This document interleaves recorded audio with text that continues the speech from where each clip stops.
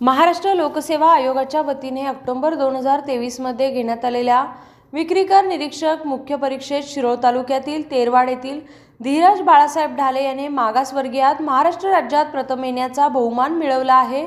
जिल्हा परिषद शाळेत शिक्षण घेतलेला विद्यार्थीही काही कमी नसतो हे त्याने दाखवून दिले। यश कोणाची मक्तेदारी नाही, प्रामाणिकपणे प्रयत्न केल्यास आणि जिद्द कायम ठेवल्यास यश निश्चित मिळते हे धीरज याने दाखवून दिले आहे।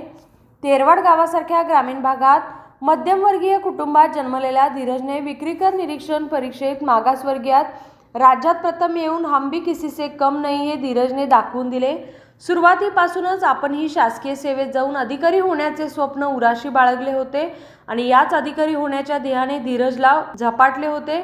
वडील बाळासाहेब सेवानिवृत्त ऑपरेटर, आई मंदाकिनी ढाले गृहिणी यांनी शिक्षणासाठी धीरजला कायम प्रोत्साहन दिले।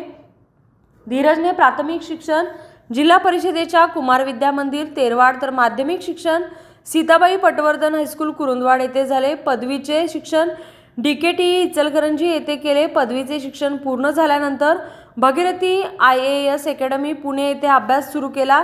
1-2 मार्क कमी पडल्याने बऱ्याच वेळा स्पर्धा परीक्षेत यशाची हुलकावणी दिली होती, पण अपयशाने खचून न जाता पुन्हा प्रयत्नात सातत्य ठेवून यश आपल्या कवेत आणले।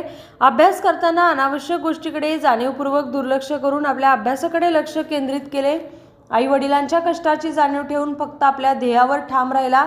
धीरजला या स्पर्धा परीक्षेसाठी गणेश खताळे, उपजिल्हाधिकारी अमित कांबळे, गजानन बंडगर, राहुल कांबळे विक्रीकर निरीक्षक, आई वडील राहुल वराळे मामा याचे मोलांचे मार्गदर्शन लाभले।